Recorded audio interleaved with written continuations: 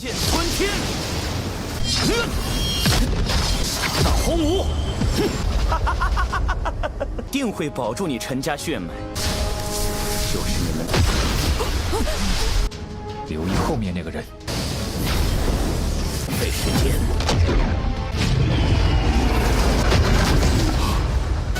杀了他，真听话。Halo guys, balik lagi bersama Mimin from Zero.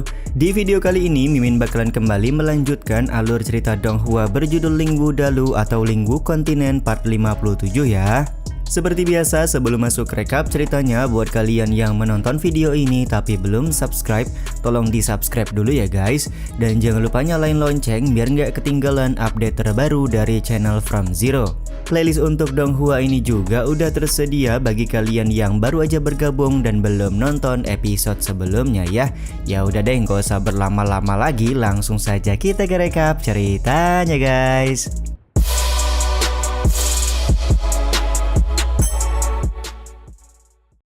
Episode kali ini dimulai dengan kematian Huang Lian setelah dia mencoba untuk kabur menggunakan jimat penangkap langit.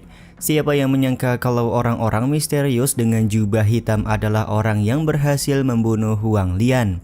Chen Fan pun kemudian bertanya ada tujuan apa orang-orang berjubah ini datang ke kediaman keluarga Chen hari ini. Ternyata tujuan mereka sama dengan tujuan Huang Lian, yaitu ingin mendapatkan harta rahasia dari keluarga Chen. Jikalau itu memang tujuan kalian, maka aku tidak akan pernah membiarkan hal tersebut, ucap Chen Tian sembari mengeluarkan binatang monster yang dia miliki. Seorang pria berjubah kemudian berbicara, yang mana dia mengetahui Chen Tian meminta bantuan para monster untuk mendapatkan buah spiritual di dalam dunia misteri beberapa waktu yang lalu. Dia juga tidak menyangka kalau Chen Tian berhasil membawa binatang monster ini keluar dari dalam dunia misteri. Sontak penjelasan ini membuat Tisiong menyadari kalau pria berjubah di hadapannya merupakan anggota dari klan langit. Ternyata tuan muda berjubah ini sudah ingin bertemu dengan Chen Tian setelah Bang MC berhasil membunuh Chu Yunfei. Dia benar-benar tidak menyangka kalau prestasi yang ditunjukkan oleh Chen Tian di klan langit benar-benar mengejutkan.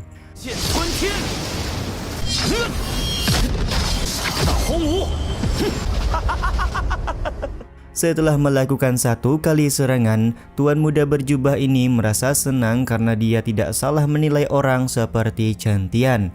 Di saat yang sama Chen Tian bertanya tentang identitas dari tuan muda berjubah di hadapannya.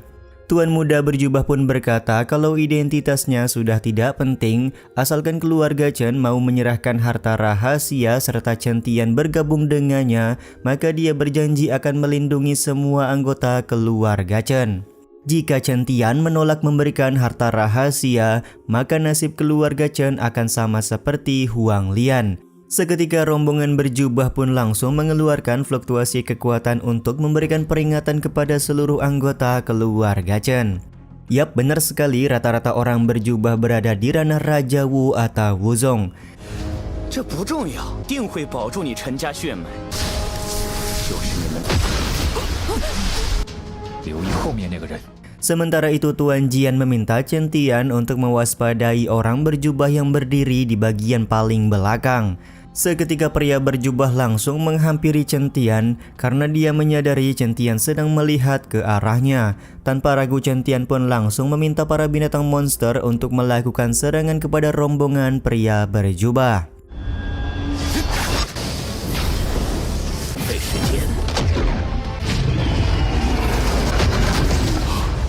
Akan tetapi, serangan dari para binatang monster sama sekali bukanlah ancaman bagi Pak Tua berjubah. Hanya dengan menggerakkan tangannya saja, Pak Tua ini sudah mampu membuat binatang monster terlempar tidak berdaya. Seketika paman keempat pun menyadari kalau Pak Tua berjubah yang melakukan serangan barusan bukanlah orang sembarangan. Dari pemantauannya, Pak Tua berjubah pada saat ini berada pada ranah Kaisar Wu atau Martial King. Karena praktisi Martial King tidak boleh bertindak sembarangan, maka Chen Fan mempertanyakan tindakan tidak sopan yang dilakukan oleh Pak Tua berjubah kepada keluarga Chen. Pak tua berjubah berkata kalau dia hanya melakukan tindakan kecil, jadi tidak termasuk dalam pelanggaran. Pak tua juga menjelaskan kalau harta yang dimiliki oleh keluarga Chen memang di luar imajinasinya, jadi meskipun dia melakukan pelanggaran, harta rahasia milik keluarga Chen harus mereka dapatkan. Karena sadar kalau keluarga Chen tidak bisa melawan Pak tua ini, maka Chen Fan akan memberikan harta rahasia asalkan seluruh anggota keluarga Chen sudah meninggalkan tempat ini. Akan tetapi Pak tua berjubah menolak karena Chen Fan yang sekarang bukanlah orang yang bisa bernegosiasi dengan dirinya.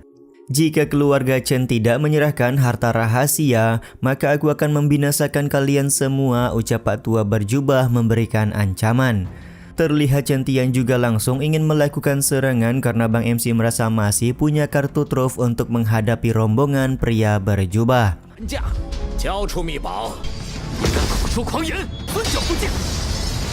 Benar saja, Chen Tian pun langsung memanggil Mei Lin untuk menghabisi rombongan pria berjubah di hadapan mereka. Seketika satu orang yang mencoba untuk menghadang Chen Tian langsung tewas setelah terkena serangan dari Mei Lin.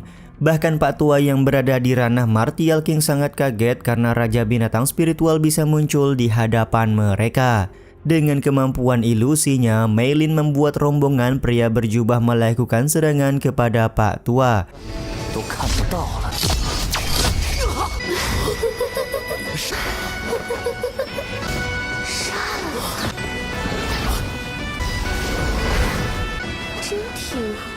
Di saat yang sama Chen Tian langsung terbang untuk membuka topeng tuan muda berjubah guna mengetahui identitasnya. Tapi sayangnya upaya yang dilakukan oleh Chen Tian menemui jalan buntu karena Pak tua berjubah berhasil dengan cepat menyelamatkan tuan muda dari ilusi Mei Lin. Meskipun Pak tua berjubah berhasil menyelamatkan tuan muda, tapi dia belum bisa lolos karena para anak buahnya masih terpengaruh oleh ilusi yang dibuat oleh Mei Lin.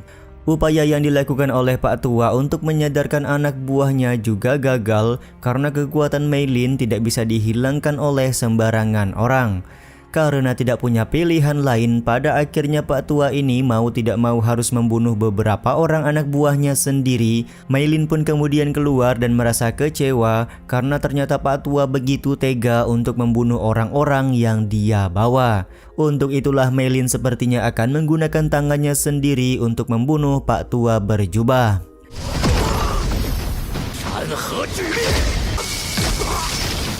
Benar saja, hanya dengan satu kali serangan, Pak tua berjubah langsung compang-camping dibuat oleh Mei Lin. Pak tua ini juga bertanya-tanya identitas Mei Lin sebenarnya dan kenapa dia bisa berada di tempat ini. Memohonlah kepadaku, baru aku akan memberitahukan kepadamu, ucap Mei Lin menjawab Pak tua berjubah. Karena belum mau menyerah, Pak tua berjubah kemudian mengeluarkan sebuah jimat untuk melakukan serangan kepada Mei Lin. Akan tetapi serangan tersebut dengan mudah berhasil diserap oleh kekuatan penyerapan spiritual dari Mei Lin.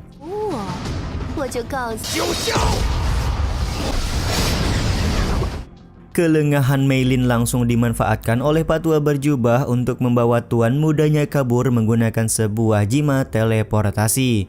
Mei Lin pun kemudian menjelaskan kalau jimat teleportasi tersebut bisa membantu mereka meloloskan diri sejauh 50 km. Selain itu, Mei Lin juga ternyata sudah menangkap 3 orang murid dari sekte Luoxia yang datang ke kediaman keluarga Chen untuk mengawasi keadaan. Murid dari sekte Luoxia ini meminta Chen Tian untuk melepaskan mereka karena jika tidak maka sekte Luoxia akan menghabisi keluarga Chen. Tapi ya begitulah, Chen Tian sama sekali tidak memberikan ampunan kepada orang-orang yang ingin mencelakai keluarga Chen.